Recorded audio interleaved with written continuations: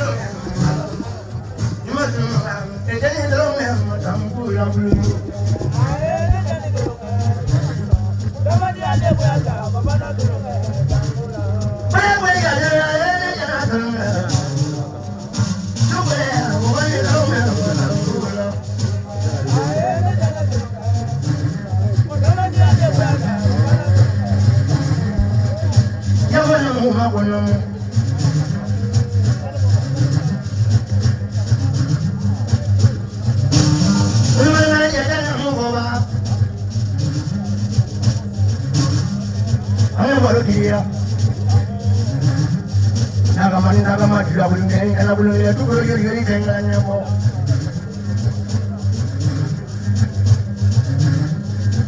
ni la tumaya we gumaya you ba le le ba bulungu na ro ka wo ni ya we gumaya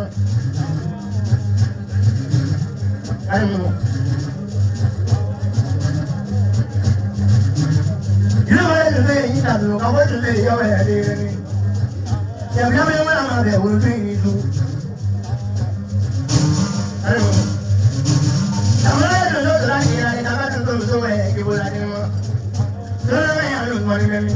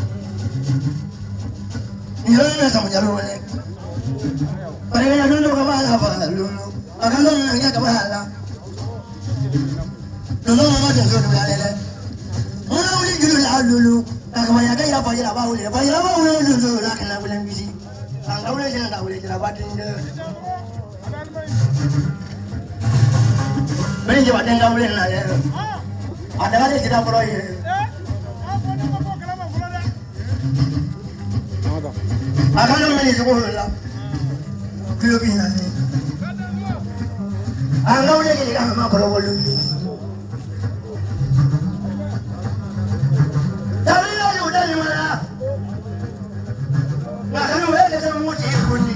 Mwana kile kumala ya mungu bakando nyafoni. Ile mwana kipali kagibe makono mane karimu. Ile kumala do ngabele nyakindi. Wajama dabagile. Dona ba yo mabi mai. Ye na be mai mo ba ye. Ami ma kino ma me bala kan.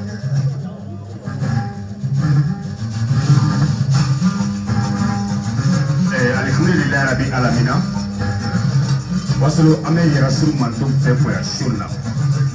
Sirwe. Nisana dozo aka kaya ke sugola sugobe dima sawu be dima. Anda ene ya me samjawla ne ko se sugobe dima. Ni ne wala taye apal dumia be ni ala wuli sugobe dima tifa. Nyuma ni mani anisu. Nyuma ni mani anisu. 2023 année de Soasini à 2023. John est Afrique à l'eau, Fana de Afrique à l'eau, mais ça n'a pas Samjalo. Ça n'a pas dit, ni ma fait ni ma part de ça. Ni ma pas n'allait mettre pas Talima. Mais aujourd'hui, on dit que voilà, d'ailleurs, de Soa, que nous avons 40 ans. Quand il était sur la 40 ans, on a Samjalo, mais en pas de bien. Samjalo qui était incliné, aujourd'hui, et féminin, ne boudon. Il y a aussi le recevoir boudon. On joue la boudon.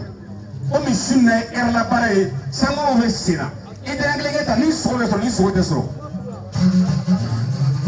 wato ti taki hakila te kabe do so de na ba be ko sunna sam no kote akan mo be ko sunna sam no kote ki woni no fakkan kun san wasoro oni so be fa be dima ay so telo kata ki so la kare so tella kata kare so e baraka bla pale ka baraka bla ka more anna masare baraka bla Karum ko te ko afo iye so na di ma waso sawu fle metla ka di ima samdelo ko te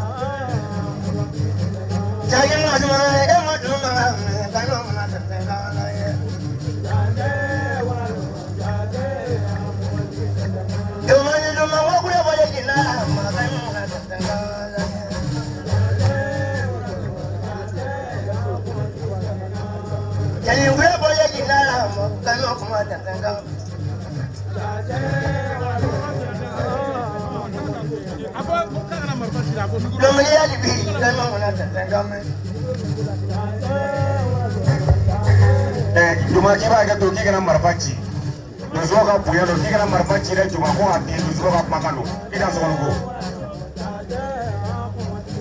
Logro bu muri ga ma fle ko le kina makano wala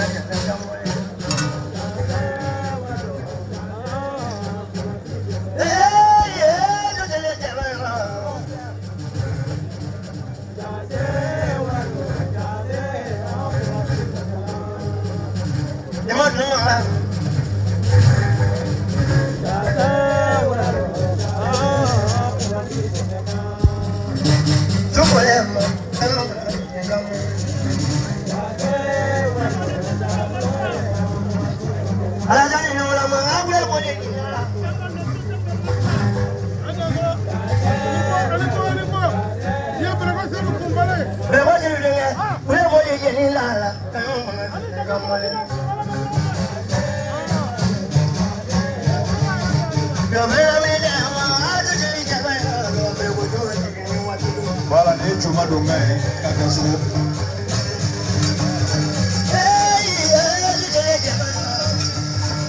Les chuma dongay.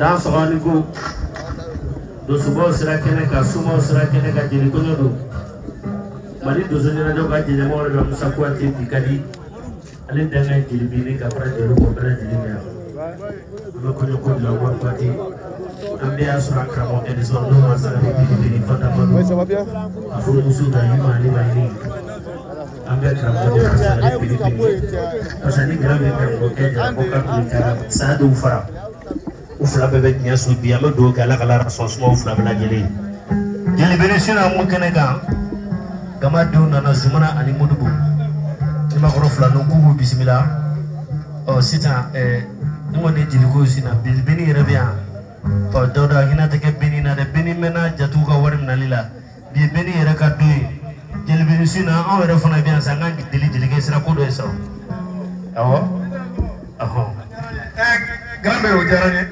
daw sisa amani ni jama fe shuwe doke konyoke ere sira dala aw maru anaka pam so be dala dusu baloba no fe on ba fe kulu sense pour la do nu dona amani ni mo fe ni mu na ka jama ngoni do ni ngafo voilà o be maru ko te naka pam so la sense oni dusu balo ka do nyoko fe voilà.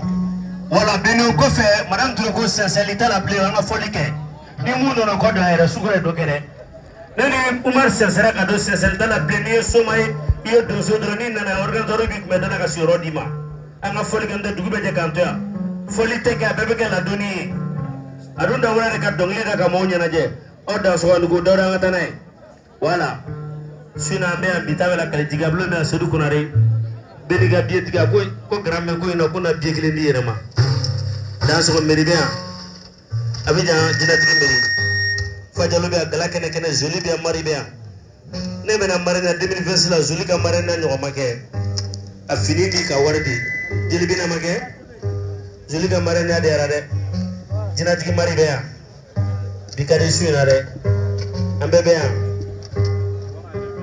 babu be cameraman selfie be cameraman me bigadi de ha zona be amodu be bitay ngari ko dugo sacré be bana ko ga représentant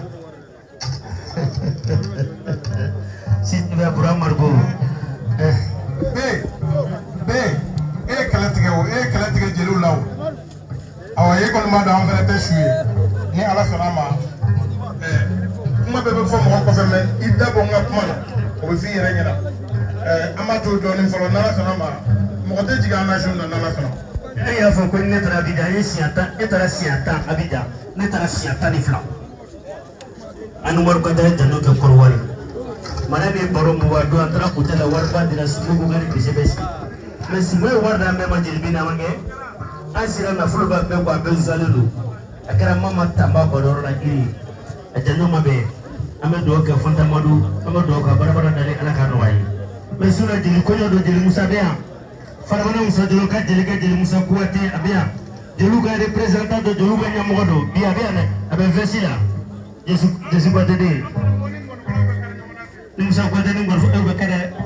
Et de l'âme, aussi, Sina Deluga kuma dan ran madaruga kuma da biya suna visa visa da jidu do. Aho? Dauda biya. Dirisa biya. Dauda kana hinula de. Kina na tala de. Wala kaga seseni kanga tan ko yi. Jobara ini ko. Petri. Niko jelu dafali biya. Jelu fana be dafali majmoi. Datri fana joye. Animateur kuma animateur be fana biya. Bebe asina. Ala jo so be de dafali biya suina. Oje. Ida so neko. Iniko. Dauda ngatana. Flamon be azumana be amuru be no kona ngasinna songo ko garantira. Zini muru bona le naga sinna songo ko u garantire no. Voilà.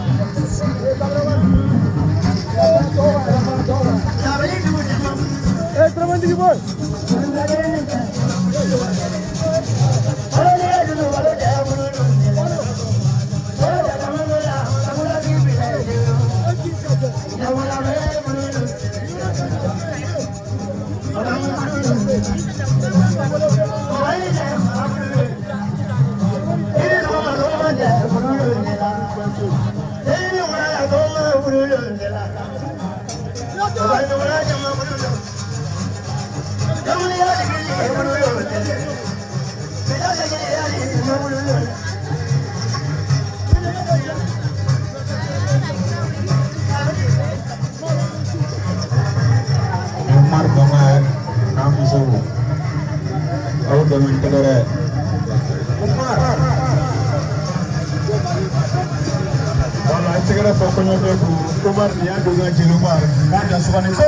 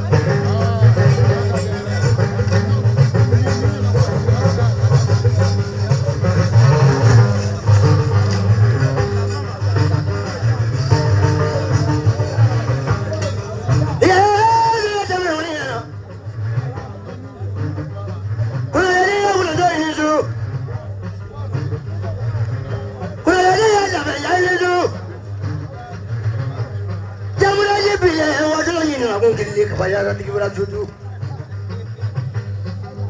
Bayar doni, jangan ngodi baloli, somori dololi dom.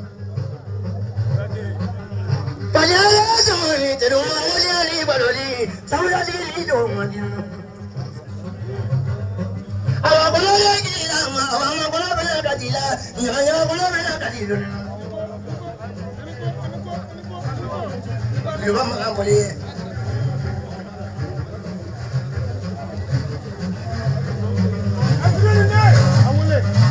Ala ni le zamani be mali ni aje mo na fala ko dude selu le emini ni ko la mo mo si le ko la ma ka lo ma kwanta ma mo ye na ti ma ma ke mo flo mo ni selu ko na le bi ma ye la ya na ma ti ko la da mo la ke ya mo de ko da ti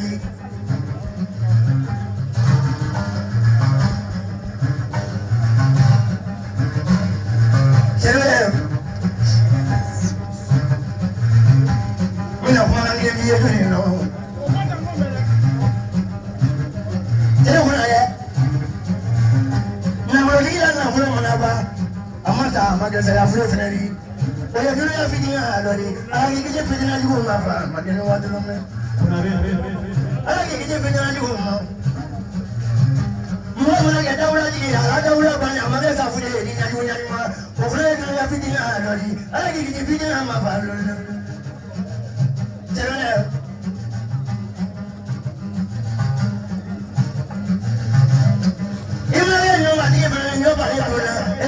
dori kama ngikenyo dori lali imata kababu bofre dulu ya fidina dori de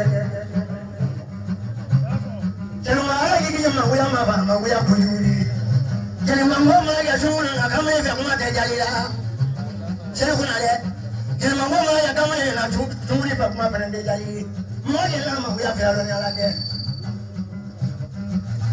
mena yubi ya wona kingu ni tuma ya ho de pare ne tumi de so ga la le ni tuma ya ho de pare ne ba kuna de seru nduma ye kam ya nga jomena de bani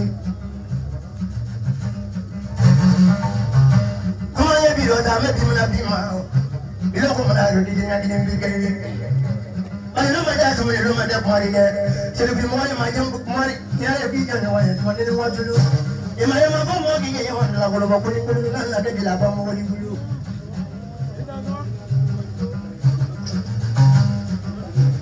to ila ni no zo ma ro so le mu je ko ma da do ila ya je ma no ko na no ma tu ko tra sila re dozo chama tara iga herla ana kitu pasal plati ambe foli pele se comme so Belum kema. Hello. Maaf ka wali mando. Antau ta Abidjan. Ante foi soro marfu ate ko ere ko ane bugan nama. Epi mama tama wati ko na sedida.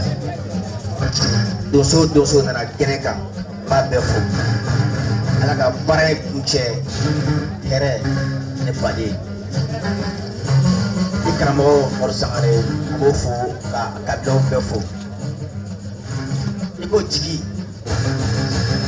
anw de ye jigiyabulo ye n bɛ se k'a fɔ jigiyabulo ordinateur a mémoire a mise à jour o ye ne Seydou Konare de ye i ye jigiya min fɔ n bɛ kuma kɔmɔgɔw fɛ a b'i kunna san wɛrɛ festival i bɛ don a la.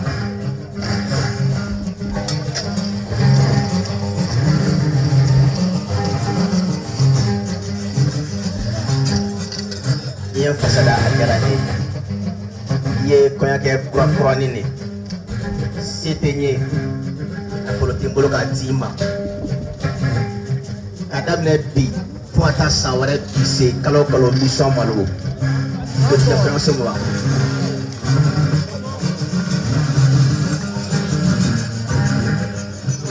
maka kele bi en contane do pour adamate ibo ibe kuma foba adamate ni kuma na absaka kay damateme ame ke do ni perfect dawa solo no sangale bana n'a ka di ye maa di ma fo san 7 tɛ tɔɔrɔ dansɔgɔ in ko. Dɔw bɛ juru jigin dɔɔnin ta ni selen filɛ ne yɛrɛ gatigikɛ de man di. Hey, n'i ye ba ye ka ba dɔ bin dɔ ju bɛ tɛnɛ na o ti ka t'o la fiyewu. Alifuseni den ani Fatumata tɔgɔ 2 den filanin 2 den Diso cɛ. Ni nkɔni fɔra e ye ni nkɔni fɔra i ye ne kan ka fɛn dɔ fɔ ne fana ma se ka ko dɔ kɛ Wasolo o ne kɛlen ni cɛ ma fitiri wale ni ne ye passeport ta k'a di ne ma ka avion billet 5 di yan bisu na n b'a jansa mɛ yanni k'a jansa jigiyabulon kaba jara kuma na fɔlɔ KDF kaba jara kuma na k'i seli fɛ jigiyabulon ni dɔ de man ye président kɔfɛ chef tɛmɛli kɔfɛ kuma nana mɛ dɛ yarɔ Mali kɔnɔ bi bɛɛ bɛ ka kule fɛn dɔ na Wasolo Dawuda o ye carburant ko ye k'a seli kuranɛ jansa essence litiri 100 n'o ka di ye gasoil n'o de ka di ye i k'i ɲɛna ta essence n'o ka di ye litiri 100 cɛ min bɛ k'a fɔ sisan kunna sini ne ye moto kura monter a ko jelibe n'i bɛ yɔrɔ jumɛn Musa n y'o yɔrɔ fɔ a ye dɔrɔn ko station min ka surun la KDF Dore ko ne ko k'u b'a fa o kaba jara de ko ten mais Musa ne fana bɛna yira komi bɛɛ ye kɛlɛ tigɛ na su daminɛ la animateur mɔgɔ joli bɛ yan radio so joli bɛ yan su na Bamako radio so bɛ yan ko tɛ sa o tuma sigalen ninnu ne la wa radio so 22 o sɛgɛrɛ o radio joli bɛ yan 22 ko radio 13 ko n y'a bɛɛ jansa 1000 k'o di n y'a tigi kɛ jansa don cameraman joli bɛ yan média cameraman mɔgɔ joli bɛ yan n ye cameraman mɔgɔ 12 n y'a bɛɛ jansa 1000 k'o fana yan kala ne ka kan ka tigi kɛ jansa sun na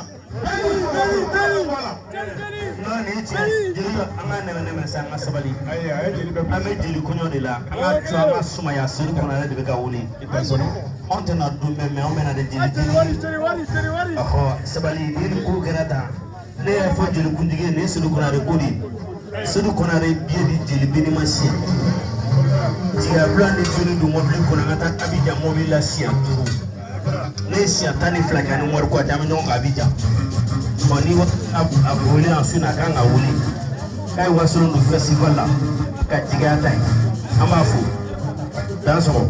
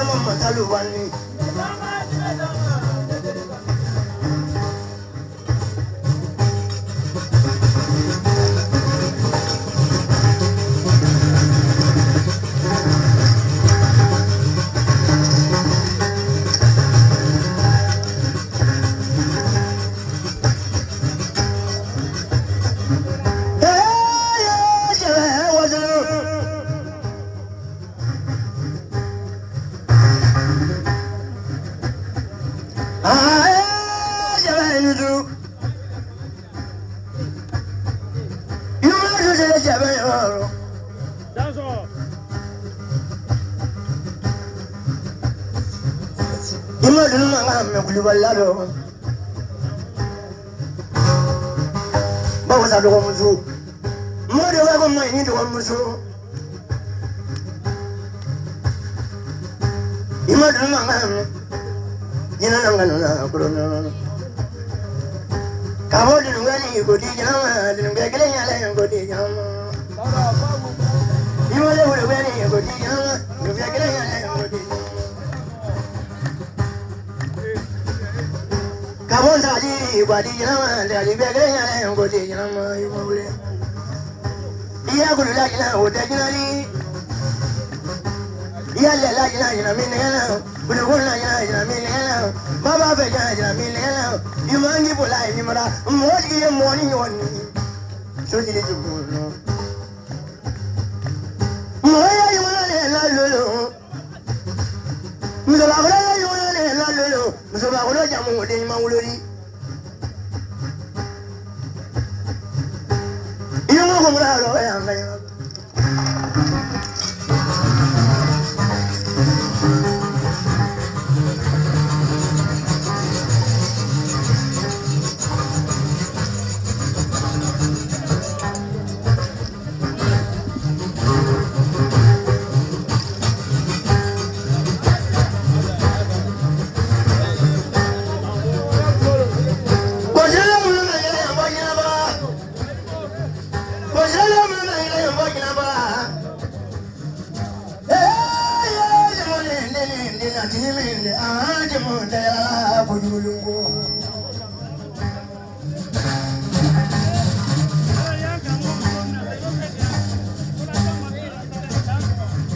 Saya jangan mengodo di mana.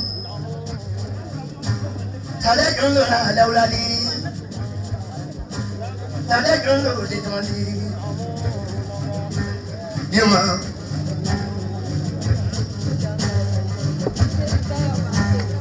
Dosa dia jangan ada kontrol lah. Jangan mana yang mana kontrol yang mana. Mana mana belum ada mana itu. Lulu. No le kana nama baru bae. Ima beri kala punya ala lulu. Lulu mah subadi. Jadi beri kala kau yang lulu kau aku. Dia mana kau kau kau mani kau. Ima sikan tu, ani mah ini friend. Kau ada nak ulai kana dia kula tinggal ni. Ayo kana lulu. Lulu mah subadi.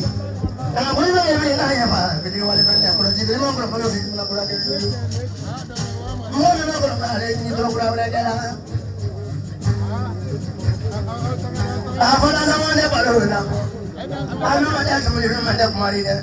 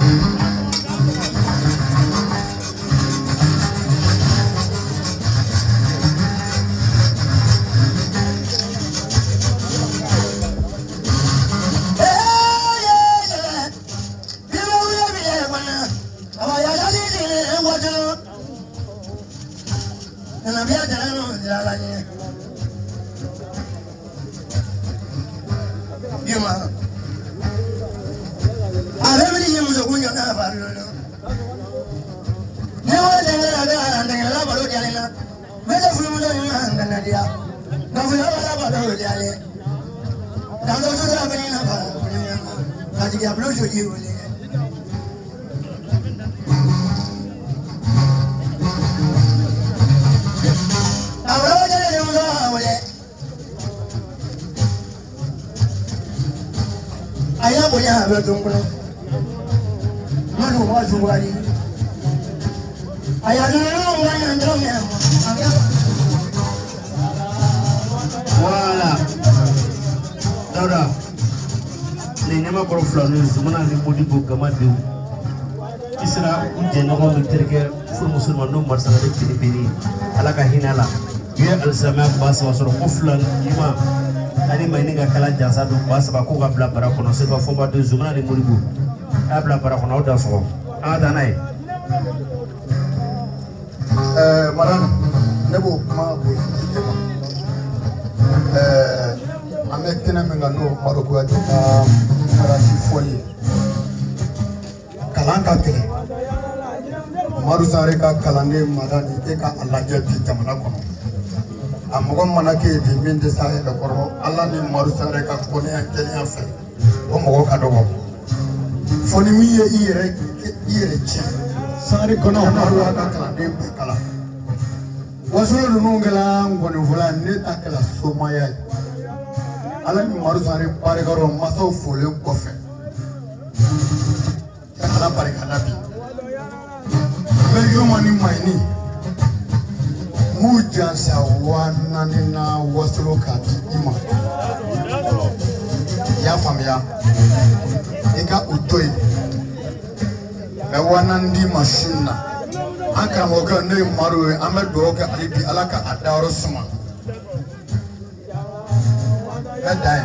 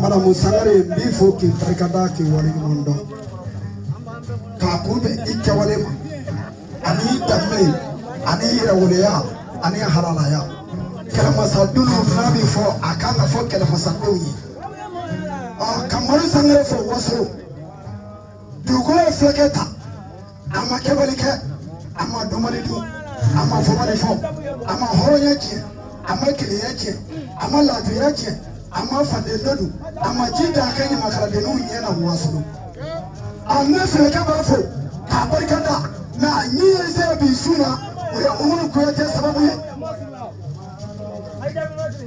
Sangare alawa moya jama ko ya jama moya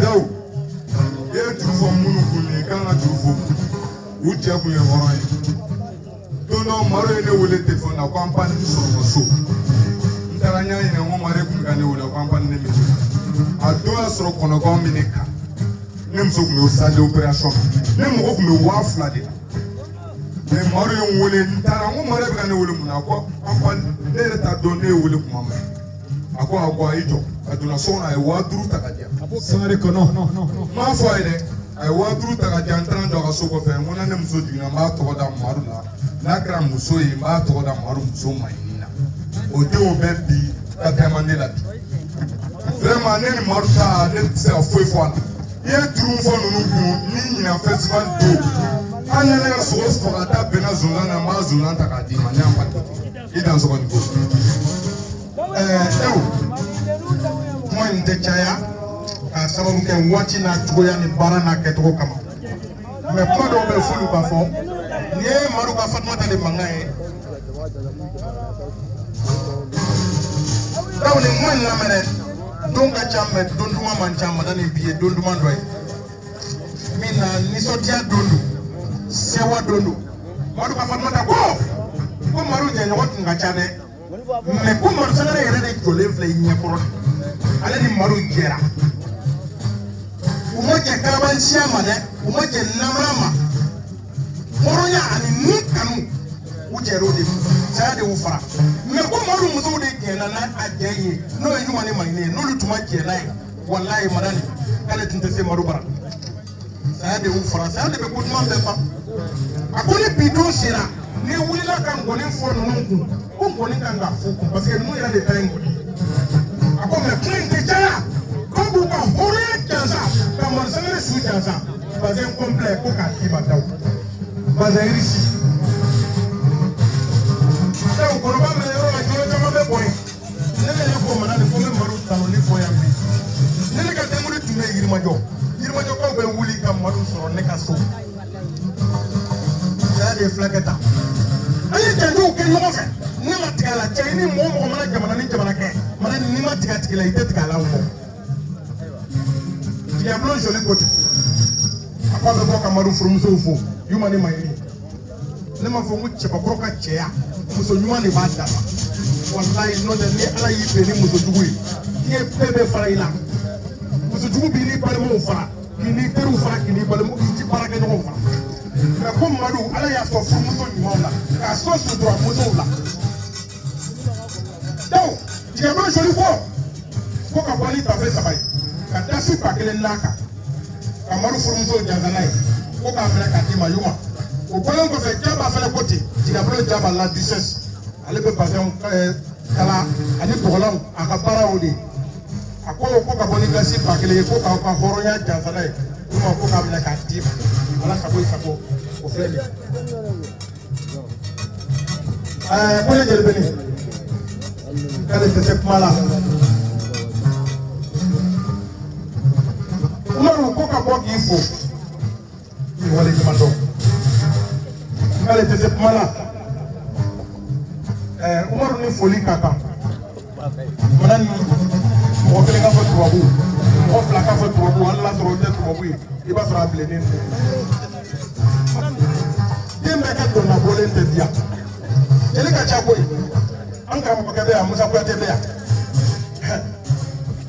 bilayi n'i jogo ma ɲi n'i ye ni ɲɔgɔnna baara sigi i tɛ maa ye yɛrɛ mais umaru ka bɔ Côte d'Ivoire ka na ka nin kelen sigi bamakɔ yan ni ɲɔgɔnna jama ka bɔ donsow ka bɔ jeliw ka bɔ jatigiw ka bɔ bɛɛ ka na k'a k'a kɛcogo la o bɔra i yɛrɛ jogo ɲuman de la ɔ i bɛ cogo min na halisa i jija parce que dɔw hakili la ko ɲamakalaya ye nanfigiya ni mɔgɔ bila ɲɔgɔnna ye ɲamakalaya t'o ye dɛ ɲamakalaya ye ka maaw kala ɲɔgɔn na ka kɛ miseli ye ka maaw labɛn u ladon da kelen fɛ ni futile nana k'a da faga o de ye ɲamakalaya ye mais ɲamakalaya tɛ nanfigiya ni mɔgɔ kɔrɔfɔ ye dɛ ka dɔ ka fɔli ta k'o ci dɔ ma o tɛ ɲamakalaya ye dɛ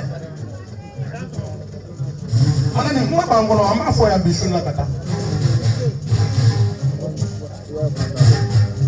k'a ye dasi ba 20 sɔrɔ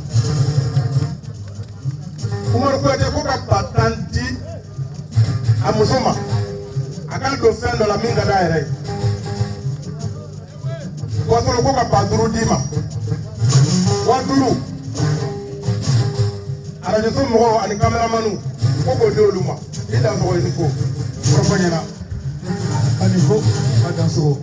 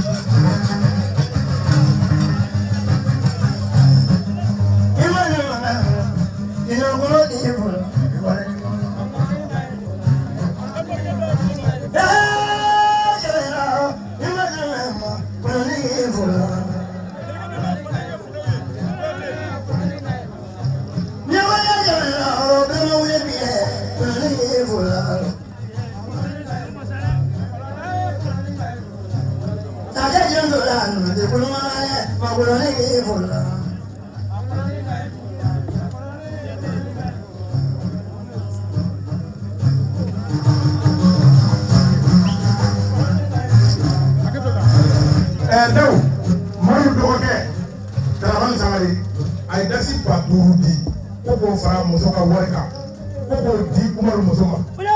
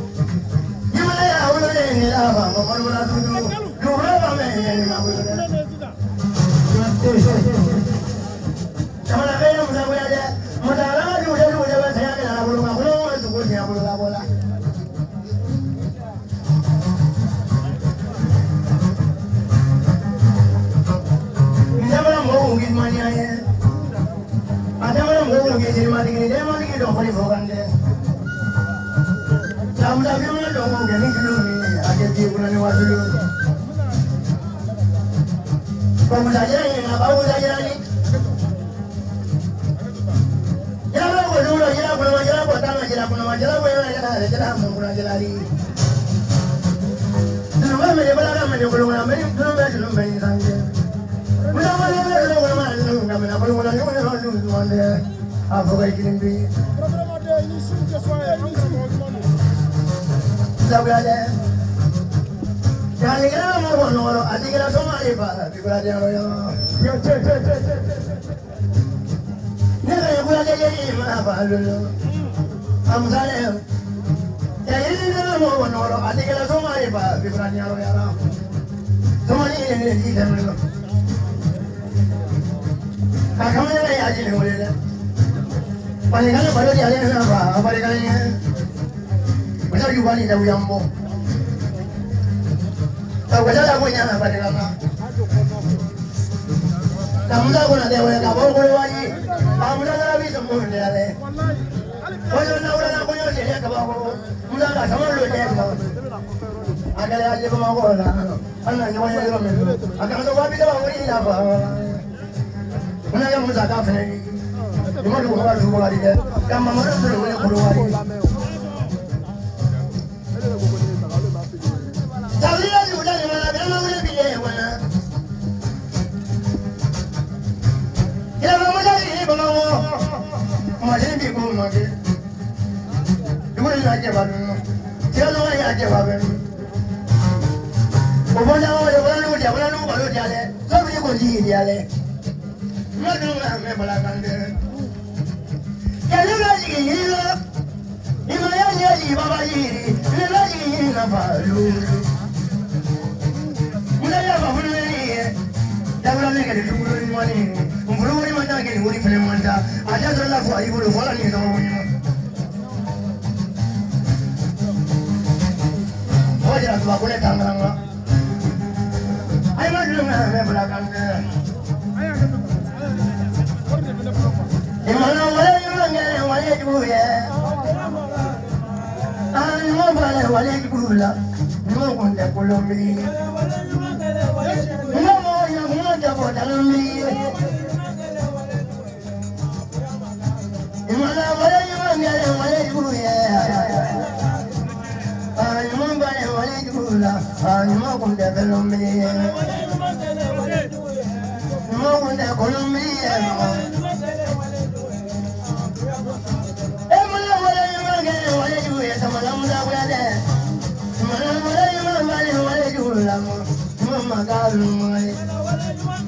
Sewa barga ni eche ni wale jumon kele wale tuwe dro amakan dro magadi na me tumina bi wale jumon dro wale ya chale lo me ba ko kama ko do ko tata ko amando ni kele beni ko fitiri wale ya pumadu ni mama yesu su dala ki nyinde sabakari wallahi ni nendo wala pe ina o tiko ni mo ko flanu kuma na mo ko fomba jumana fomba ko musa kuyate ulu mo ke tomati oh ni ngoro ko musa e ko lu kanga wuli ka musa fo aka foro yala musa ko kuma chaman duda me ka boki ka foro ya jaza dasi babla ko ka bla barako mo ko fo mani dum la fo ma ko de o ko le ko fe ake ko mela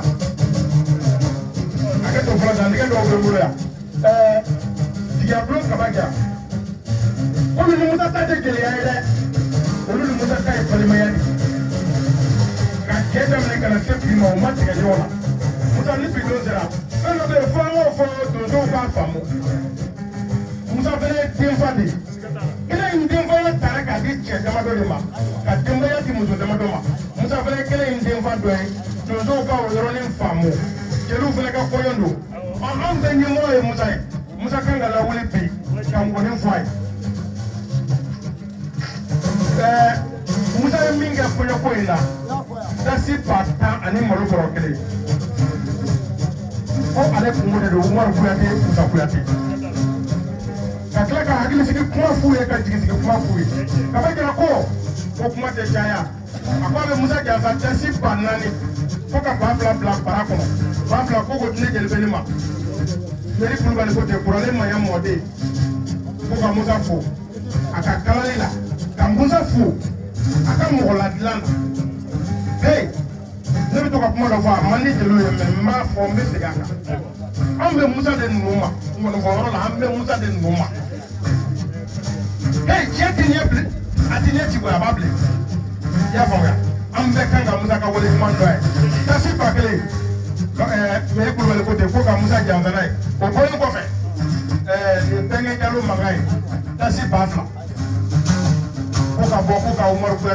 d'a ma k'a k'a fara boloda la kɔɲɔko la n'ale tɔgɔla ko fɛn fɛn bɛ yen Umaru Kuyate a dɔgɔkɛ Amara bɛ taa ka taa Umaru jɔyɔrɔ fa k'a sɔrɔ Umaru bɛ Côte d'Ivoire ni bi don sera a fana se ye min ye ka bɔ k'a jira ka Umaru ka hɔrɔnya jansa ba fila Amara o filɛ nin o bɔlen kɔfɛ yɔrɔla satigi yɔrɔla bari denkɛ a ye dasi ba saba ci ko ka ba kelen di Sɛkumaru Tembeli ma o dir'o ma ba fila ko k'a minɛ ko k'a di Umaru Kuyate ma k'a k'a fara boloda la kɔɲɔko la o filɛ nin k'alo mikoro filɛ Wasolo ko k'a f'i ye n'i sera ɲɛmɔgɔ ma ni ye Kirina Musa Kuyate ye an b'a fɔ ko Musa numéro 2 ale ka so dayɛlɛli la a tɔgɔ Musa wulila ka taa ale sɛgɛrɛ a ma taa tele a taara ni kaba bɔrɔ kelen ani dasi ba fila ye Wasolo n'i sera ale kɔrɔkɛ ma a n'a karamɔgɔkɛ a b'a jira parfɛn dɔ la donc komi i fana i ni farafan dɔnnaw bɛ ɲɔgɔn bolo n'i taara n'a ye n'i y'a sɔrɔ da min don i n'a dɔn k'a ma manamana parfɛn d'i ma k'a b'o kɛ k'a tɔgɔma jansa k'o d'i ma a y'o minɛ o tɛmɛnen kɔ a badenkɛ n'o ye Umaru Kuyate a b'a fana jansa parfɛn kelen k'a k'o minɛ kɔɲɔmuso ma Amara y'o minɛ Amara bɛ min Amara allo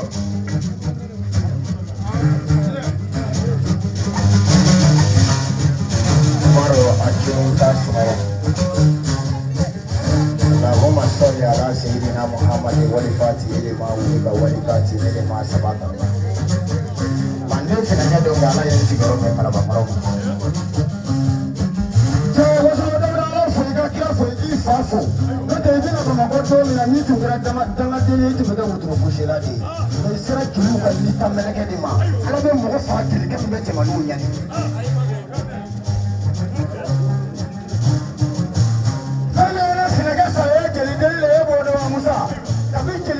ni fineke ka wari ye siɲɛ kelen ka boli n'a ye siɲɛ fila ne ko Bamakɔ jelimuso den de ka ca jelikɛ den man ca jelimuso den ni jelikɛ den ni su jesu den ni su ni ala cɛ ne ye kuma la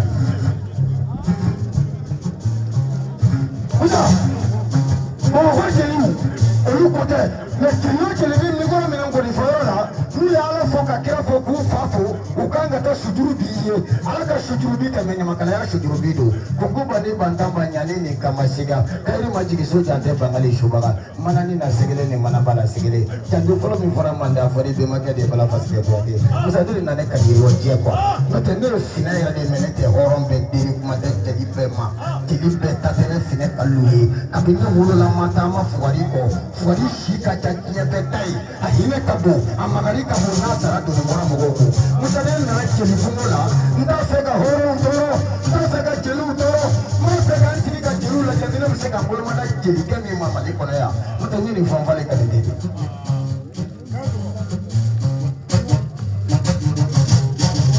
Wasolo Idisu yanni kuma ka caya kisɛ ka k'a la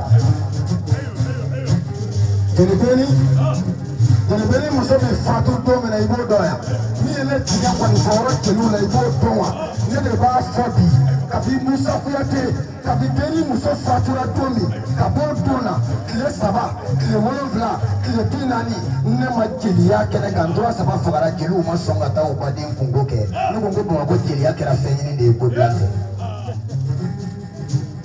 Jelibeli Idisu deni ko k'a bɛ wa kelen di alimentaire bɛɛ ma u bɛ bɛn sefa 13 ma kameramani minnu bɛ yan mɔgɔ 12 u bɛ bɛn sefa 12 ma 25 Jelibeli ko tɛ ale ka jeliya tɛ npalan ye dɛ ka jelikɛ ka t'i jɔ ka da bɛɛ kɔngɔ o tɛ Jelibeli ni Jeli Musa Kuyate ye. Kalo kuma caman dabila ta ye Musa jansa 5000 k'o di kelen ma jaso ndiya la kɔɲɔ de ne tɛna kuma fɔlɔ ayi nin ko tɛ se ka jateminɛ dɛ wari b'an bolo yan an b'o dan tigɛ sisan an kana taa yɔrɔ jan ni lamɛn fɔlɔ hakɛ to ɲɔgɔn dara hakɛ to dantigɛ dɔ bɛ bolo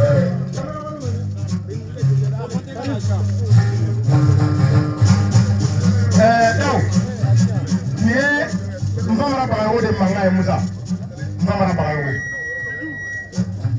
an ko ma ko geju ako ko ka fɔ Musa ko k'i jansa I ka hɔrɔnya la I ka ko dilan na I ka mɔgɔla dilan I ka si ba saba ko ka ba bila bara kɔnɔ ba kelen ko ko di ne yɛrɛ ma o bɔlen kɔfɛ Mariam Wayigalo a ko ten ko dasi ba kelen ko k'i ka hɔrɔnya jansa n'a ye ko k'a d'i ma o bɔlen kɔfɛ Jaba fɛnɛ ko ten dasi ba kelen ko k'i jansa n'a ye I ka hɔrɔnya la ko k'a d'i ma Musa o bɔlen kɔfɛ Tigabulon Joli fɛnɛ ko ten kɔ tuguni dasi ba kelen ko k'i ka hɔrɔnya jansa n'a ye ko k'a d'i ma o bɔlen kɔfɛ Tigabulon Joli ko ten tuguni ko pisi kelen ko ka Musa k'i ka hɔrɔnya jansa n'a ye ka tafe saba di d'aw ma ka tafe saba di diri ma Tigabulon Joli ko ten Ala sago I sago beni alhamdulillah wasolo Dawuda ne siran ɲɛmɔgɔ ma I siran bɛɛ ma bawo hɔrɔn kamalen de bɛ ɲamakaladenw tɛmɛ ɲɔgɔn na Ala ye ne sɔn hɔrɔn kamalen sɛbɛw la yan Amidu Jimi bɛ yan Morika Jara bɛ yan Madu Fara bɛ yan fɛn dɔ bɛ yan ni jansa donsofini complet saba wasolo Dawuda donsofini complet saba b'a kala k'a ban ka taa d'i ma an karamɔgɔkɛ jansa don ne jatigikɛ jansa don n se ka nin babi a barika wasolo ta dɔ ka n dantigɛ nin ye Siriman Jalo denkɛ mankan ye Sam Jalo Kɔrɔ Musa ko Siriman Jalo denkɛ Sam Jalo ko aw ni ale jɛra aw ni Maru jɛra saya de ye a minɛ e mana o de ye yɔrɔ ni Maru tɛ ŋoni sigi e Musa b'olu tanu k'u nisɔndiya k'u tanu k'u kan don o la k'a di ka hɔrɔnya jansa silamɛya 400 k'o bila Wasolo ka bara kɔnɔ Wasolo nin y'an kɔrɔkɛ de ye n'i y'a minɛ ka ŋoni fa kun bi ye an kungo de mais Wasolo m'a f'i ye i ye le 23 de le premier min Malibɔrɔ 1 ni b'an kɔrɔkɛ jansa la k'a di ma Malibɔrɔ 1 n'i wele mɛ n tɛ taa di ma dɛ n'i wele téléphone la n ko Wasolo n ko le premier n'i ka Malibɔrɔ ta n ka so e ni ne bɛ ɲɔgɔn I bɛ n ka numéro b'i ka numéro n bɛ n kɔrɔkɛ jansa la k'a di ma dingɛ bɛɛ tɔgɔ la Malibɔrɔ 1 m'a di ma walayi I dan sogo jeliw a ye sabali a kana kɛ wɔyɔwɔyɔ ye a ye bɛn kelen kan ni aw yɛrɛ kungo de ni jeliw ko k'an bɛ kuma yan sisan dugu bɛ jɛ k'an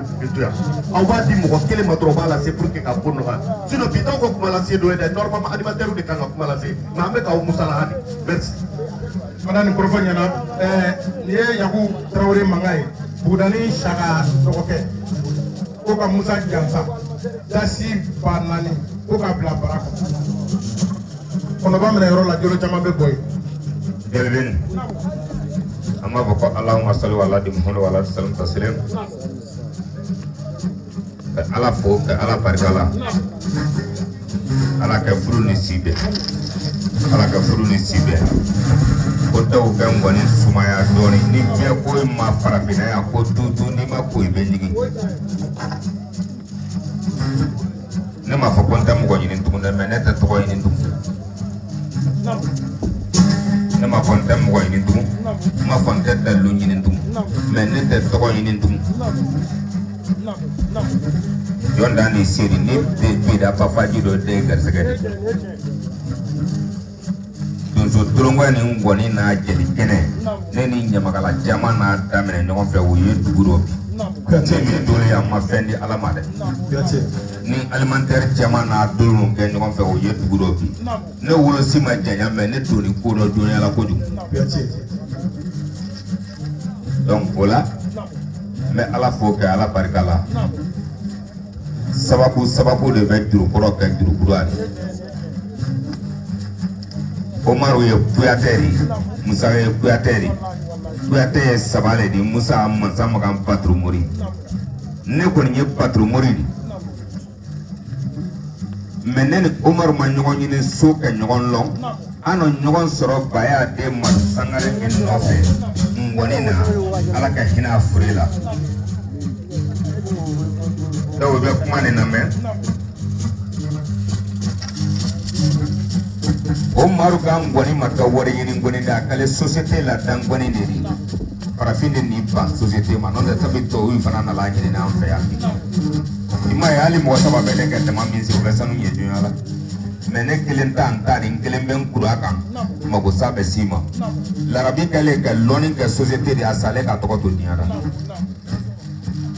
donc n bɛ Madu Sangare su fo k'a kɔmɔgɔw fo k'a muso fila fo n'a donné ni baden na ɲɔgɔn ye a ka ban ka tu sigi ne kunna kɔrɔ ni dɔgɔya rɔ ka bonya la ne ka Mali kɔnɔ k'a la ne ka Côte d'Ivoire k'a la ne ka Burkina Beni i bɛ se ko la ɲɛya ma ni ko mɔgɔ in ma k'a ye na fɔ a bɛ fɔ ko fa yi do kɔrɔ n bɛ Umaru kɔrɔ fo ka Wasolon bɛɛ fo Musa ma wolon Wasolon Musa ma mɔ Wasolon mais Musa balolen Wasolon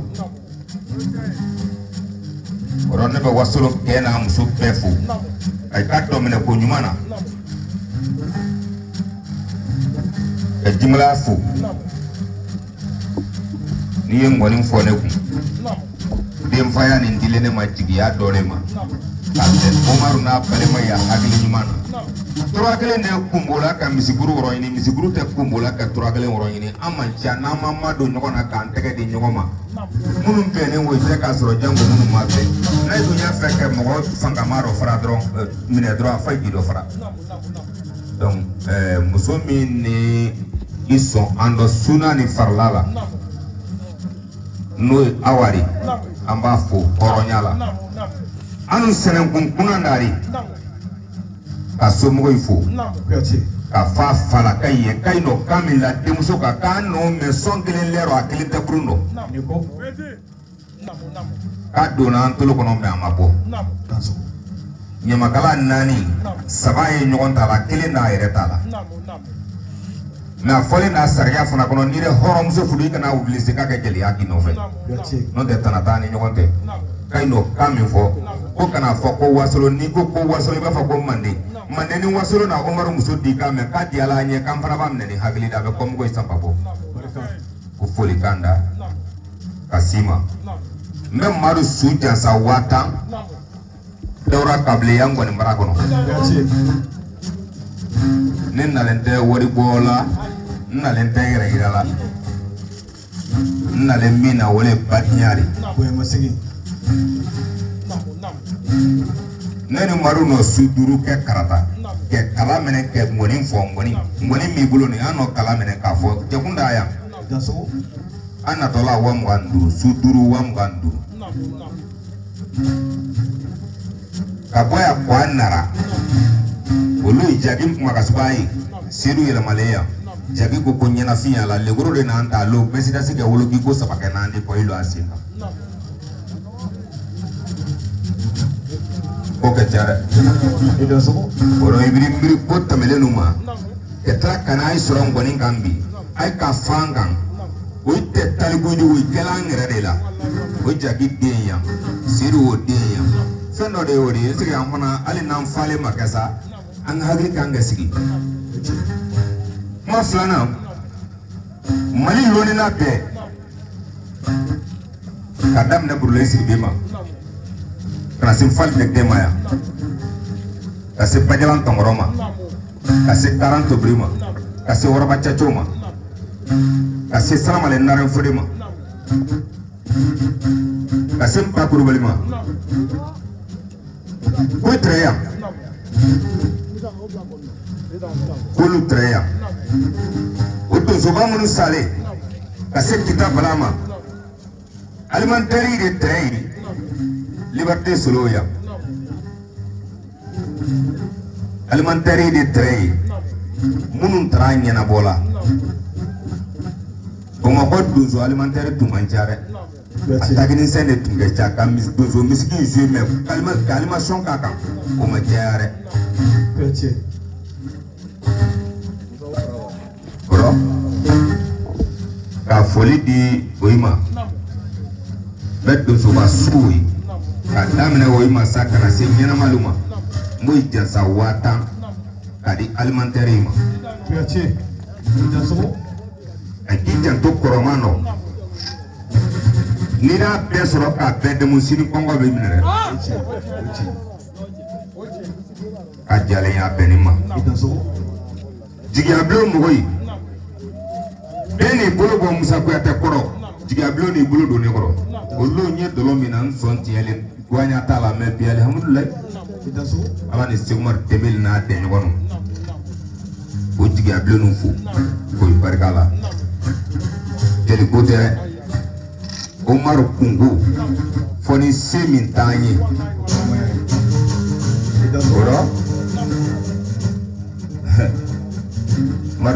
muso fila ɲuman ni maɲini cɛ mɔni fɔla artiste muso ɲagwalen dɛ n b'o jansa 5000 k'a di jigiya bulon mɔgɔw ma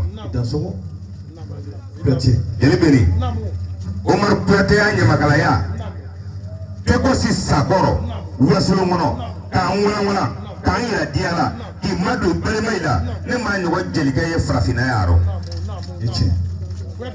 o rɔ n bɛ Omaru jansa a jeliya jansa sefa 6000 finakɛ 3 le yan a bɛɛ 2000 mais kalo n b'a f'i ye ni ala ne mana n bakɔrɔ n fabara ne ye jelikɛ yɛrɛ yɛrɛ de kan dɔ ne fɛ k'a f'i ɲɛna jeli to f'i ye fina kan fo k'i sa i bɛrɛ don bara lo min b'a f'i ye k'a ban ka kɔnpila bila i kana k'i jansa i kana i bɛrɛ tila i bɛ ne fara jelikɛ to i kan n bɛ tila k'o kuma filanan kɛ min i b'o lamɛn jelikɛ minnu tɛmɛlen ni ne na i labɔra i ma firamugu kɛ ne tɛgɛ dɛ a ye n'a ju le di ne ma parce que firamugu tun tɛ ne arrange a don voilà n wale karisa kama n balila ma ne wale karisa kama jeliya rɔ ne balila ma a bɛ se ka kɛ mɛ bi tɛ musa lo min bi tɛ ala sogo sogo n bɛ 2000 d'a ma basi tɛ cɛ 2 n bolo kɔrɔ ni telebe n'i taara telebe fɛ farabana musafu jalo ye jalo n b'o jansa 2000 ka di maɲini ma n'i taara kɔrɔn fɛ amirisɔ ye wajisɔ den n b'o jansa 2000 ko di ɲuman ma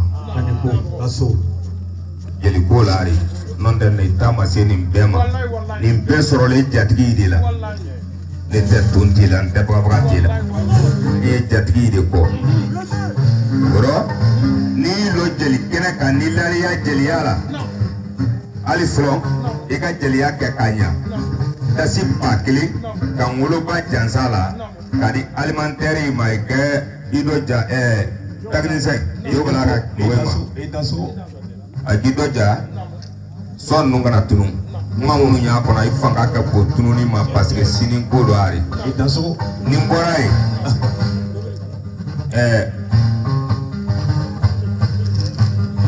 denmisɛnnin ko barika k'a ka cun ka sumaya dɔɔni wasolo n'an bɔra yen n furumuso ye n ye maro muso ye jansa n kan ka taa i jansa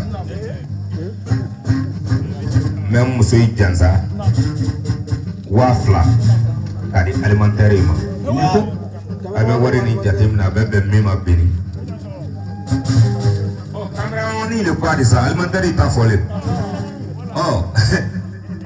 o ta fɔlen donc a bɛ o jate minɛ a bɛ bɛn min ma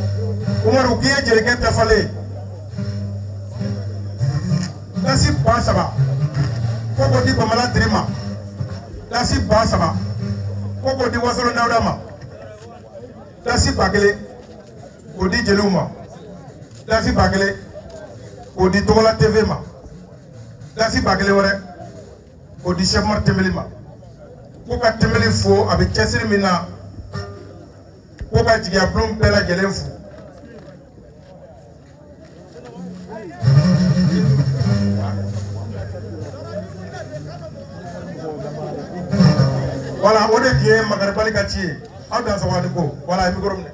Voilà, Moussa Kouyaté ko barka, bakele wo jaranye. Attention.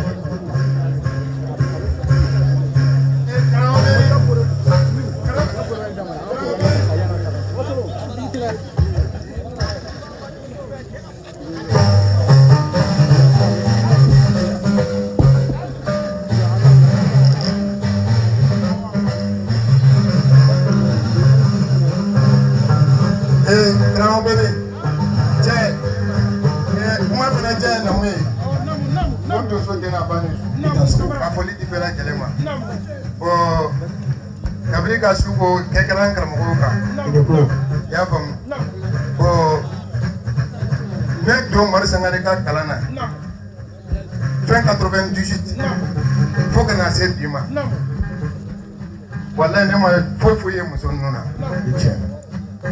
bi ne te ngon bola ne ngon bobla parce que men sigi kan do de soro ngon bokono ne abla position mina ne abla de ni sigi kan de la be budu ko ma koya sam mo ani woro bi kan gonin fo ima koroba ima la bosi ima dese kabla ibe ga polo anyaka escalier do mo ni sigi kan de la be modo escalier do be iba fo nme kalandeu nuye ne nyini nuye ne nyini amba nye ponyo ko no de be se kan ko frake ne nin karamo ko fa e baroke ne nin karamo ko e baroke ya famu nuye nyini amba nye ponyo ko e be no ma nyini titade wallahi ala na nye nyogo nye mbisi kan fi nya suron kon fonde ko non kun karamo ko barakala ko kacha parce que yen sigi kan irana donc ka wa frake ko bila karamɔgɔ Umar Kuyate kun ko ne karamɔgɔ jɛnsɛn k'a ko fara ji sɔngɔ kan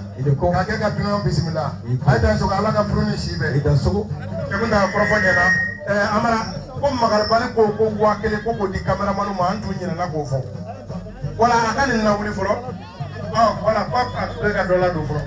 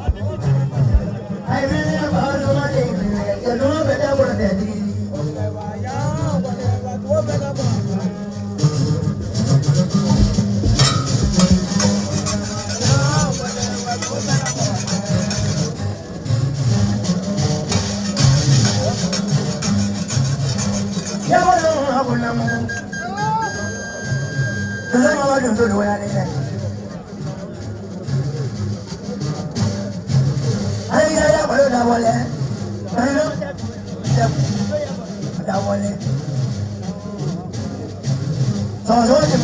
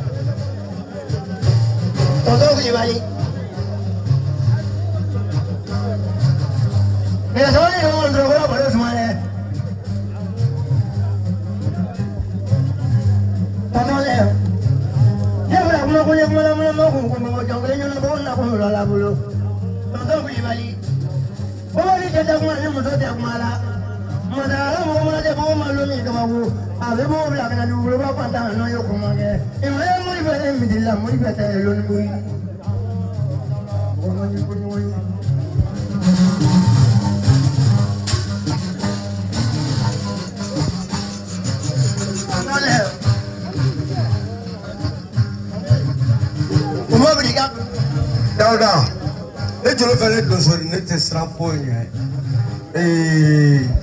Jama be ka haketo. Jina tigi musaka leve be ka kuma ne dosori. Me ja ay tasa ka nyasa. Dara to ko jolo fere dosori le, meni mo be so asindro afo. Akle nyon gambi ambishi nyon ka. Ka dosori ne leve dosori meni sure kadi uve nyina mari kadi uve ne kerne kadi mur kadi ufoke ni kerne kadi uve ni jale ne kadi asebe beneo de mata ai na nduguru mena oto isa etsiga puma ka amdo nza ambe doza akaye awne da ka fo mi esama ambo do ifa mi e nebo do mi e nebo do sanyo ya de oto isa Lebe, wani ma deli ka fo, comme les sisi kono ke ma joni sogo kene ka do ya fara kunya ka. Siga do la samne mo do yeso ko chaman di le rema. Kulubali. Tonton Kulubali, le vieux Kulubali, Samba Kulubali. Kile tiki musa de fleni. O do za, le vieux, ibele la mer.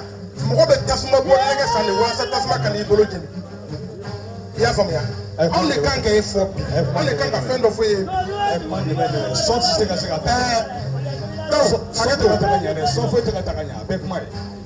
Donc, les homologués de Mangaï. Ako kabo kambangu balidenga horonya jaza. Mama, kiri jigida malo ka ibe fwako. Ushe morte miliko. Kela bala kumede ama yango. Kako kifo. Mina machama mena daura ni tigi semela tigi mekane o foli ni ale keleke de chi ne kana woro dima ikala se communication dozo de na bama ko foli ni mena ke ko mena ke ko ministre ngila ya aketo lever aketo ne ba fly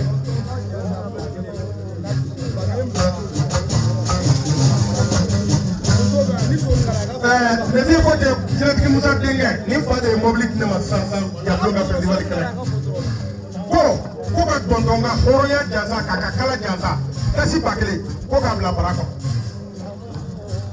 Umar ko te ko tonton ko dantila jigi min ndare ka die jigi fa idona tonzo ka chira seuma akera boya kono akera karama kono communiste ni tonzo de na ba bebe ya ko communiste ni tonzo de na ba fo me tonton ko ni shimo to mo zungo kana barka da toro ile kana barka da shiye me kono mi yala se yibo de barka da woni ko tuma ja ni tonzo maye tonton tuma jigela aw me ko jigina tila de Umar ko te ko ki ka horo ya ja sa dasi bakle ani Jilatigi Musa Dengele e bakle mi fo o ba fla fla bara kono ni ka bakle fla ai bakle fla bara kono ka ju ko tro do so be o amaka amea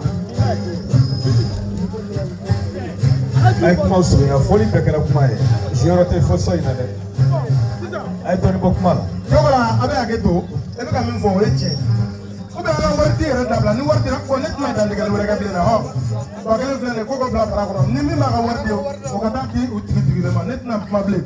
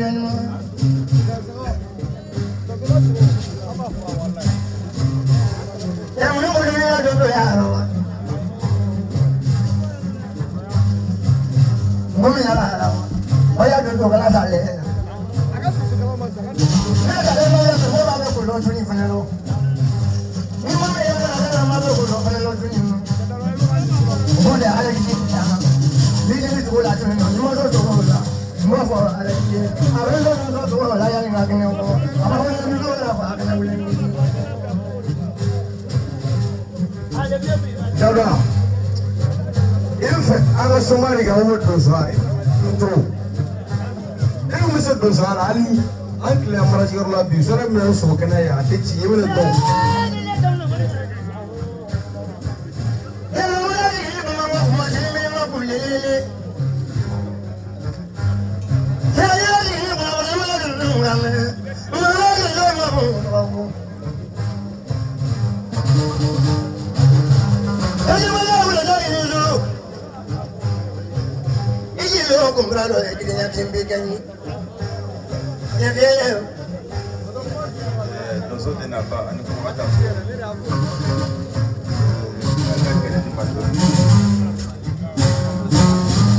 ako kuma ka gelama nga sabale nga kuma inde men doni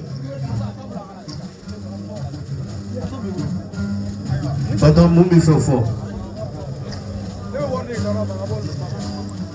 kabe commune sentena mustufu ka demiseni makorofu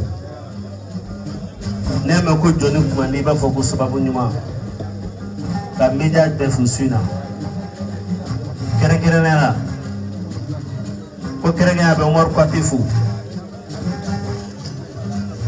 Abidjan wasolo fefa jenyon ou bela jele dans son kuniko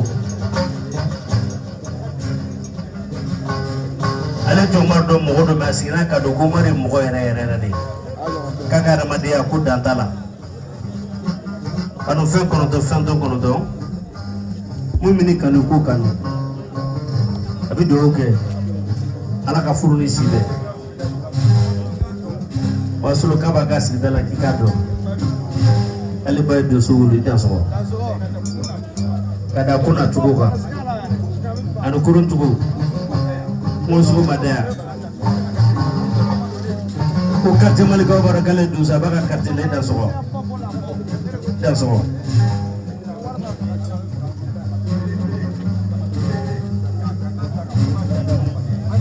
o Ousmane de Umar de Misikama belebele ta kata dale makaka dino make kakanda daka oye bonya ya abe do kala ka jugu mafa wasolo kabi karmo fo sula fanga madu wasolo kala ki ko ala ki sabodima ala ki kronika yi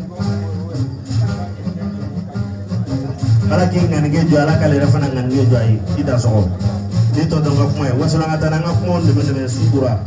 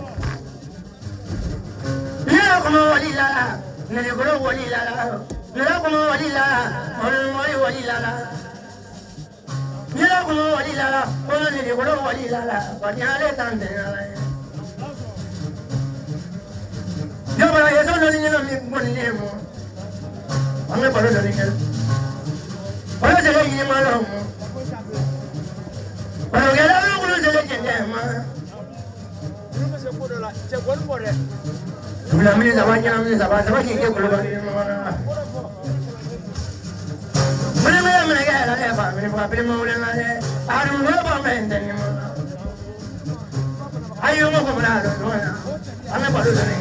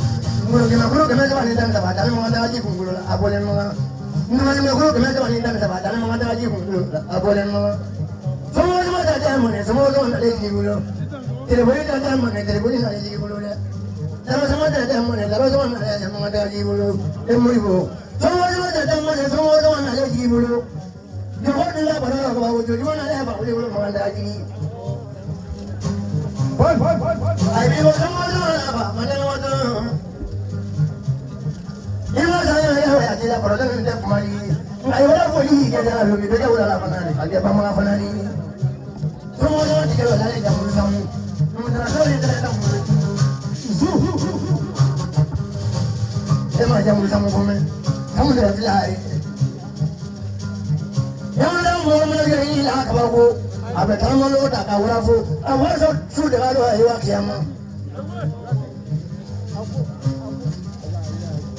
mo ba so ma do wa le o mo ya le wala go la lu no wala da fere ni be aya ba la o le ale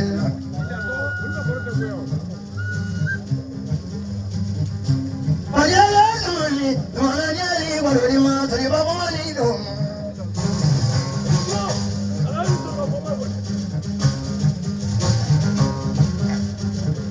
aya la ni o ma ni ali wa do ni ko ni ga sa ni do Orang yang melekat dazu. Abu orang kaya pula mau ni. Jangan melekat kerana dia. Orang yang siapa orang ini apa lulu. Mari bu. Yang orang balik balik cuba ada mau kuantan deh. Mari bu. Bagus saja lah ini, bagus saja lah ni. Ay, ya ko lulo, ya ko na jala ko ta no we, me jala ko na mani. O ma jala e buena, jala mo buena, jala ni tutu ta jala.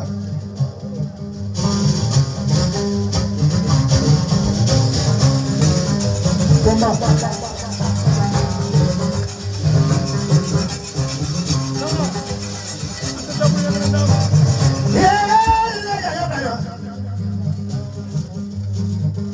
Abi da blanco de fuera. Moi j'ai trop compris le fromage. Ni a tenu à vouloir la que c'est trop ni.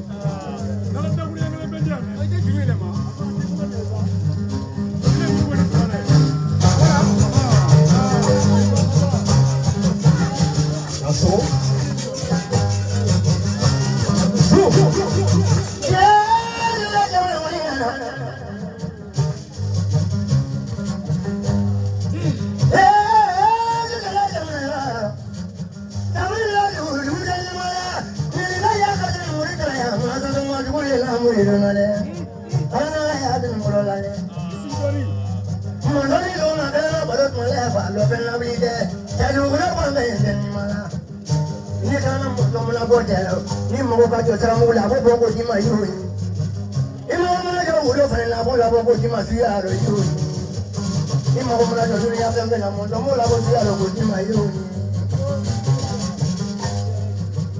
ni ma tun na se bala kan ne mo bo e ni mo na bala ba ba ya ya ni la mo mo ke ma ni ya Kadang orang orang kita ni masih jangan ni dong boleh fokan deh. Nggak pernah dong boleh ni dulu ada dia guna ni waktu dulu. Boleh bawa.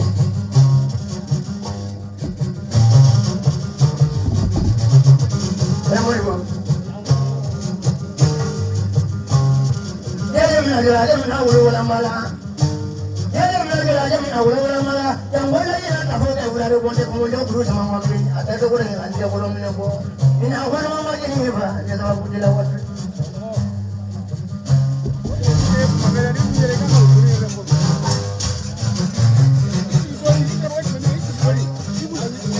Boleh sih. Kalau jangan mah boleh sih cendera mah. Ini jauh macam ni. Mana kerana mana yang modal ni?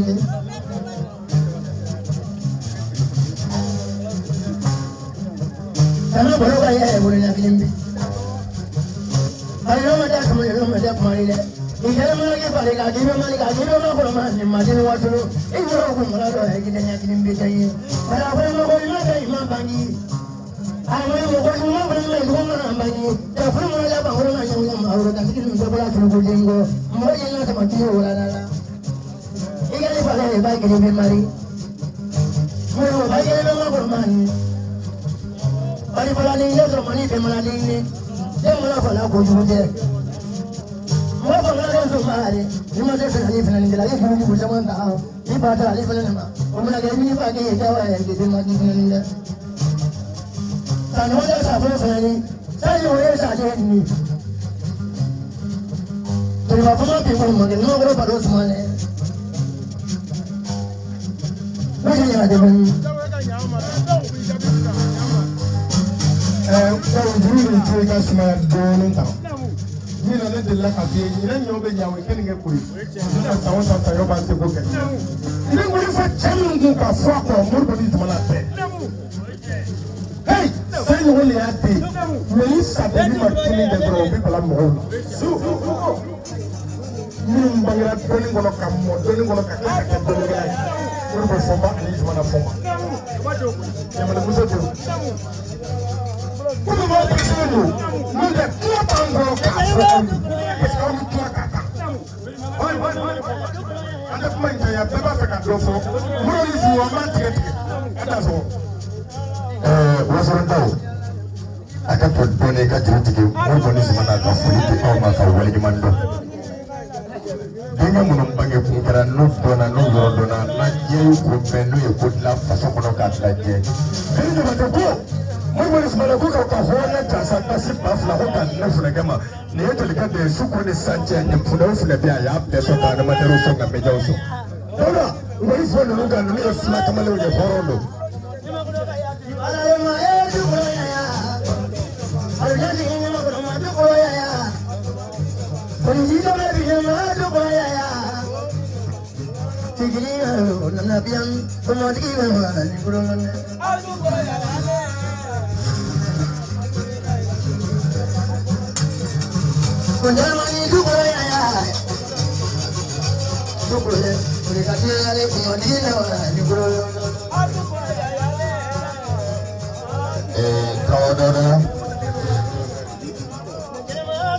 Dora asumaya doni antana kuma caya nonda paranya tene bali kuma la de parce que jeliya e ko nyuma londeri na wali mana sakali ma be gadalli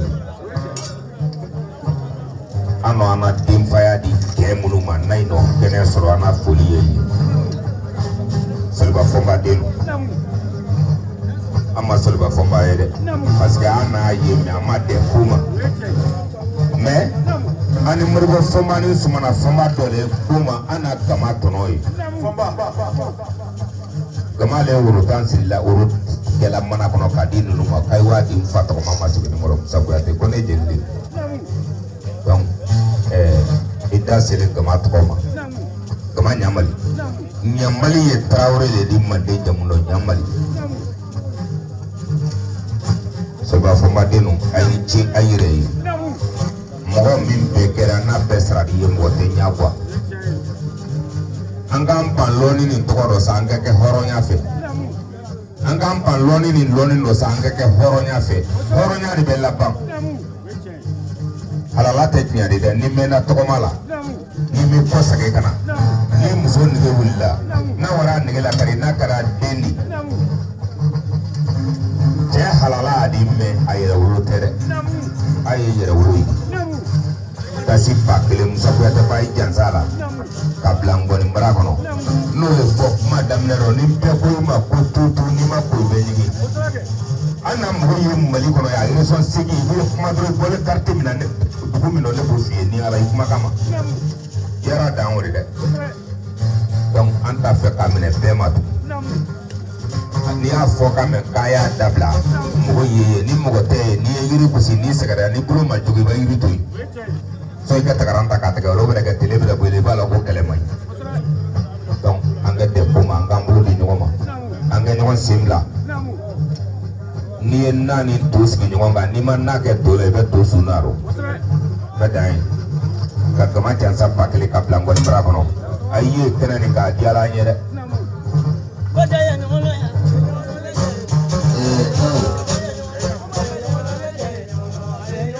Saliko ni para kele bela gele war biti atigi ma ko ale be nyamara ola tere fo courage soro chugo tori be panga prote be ngema do tere fo be gele nya on ka mo be gele ka fe bela gele bo me ni ni ka to ne ko aputi kono di ko ka dasi pa tandima e ko bla bara kono dasi pa ta Modibo ni semana ka ma do ba ko tum nyamale ka flano ko ni ko dasu bata ko mena ko di Umaru ka bata o fana wala dasu ba fla ko di cameraman uma dasu ba fla ko di Kasi bafla ko kadi tiya bloma. Kasi bafla ko kadi animateur umani mudboni sumana uluna kai. Atel meja maiga kasi bafla. Mana ko au nugo ko au dan so mudbo ani sumana kene timfa uluna kai ni ko alaka atia tega o bela jini. Farga punya lah.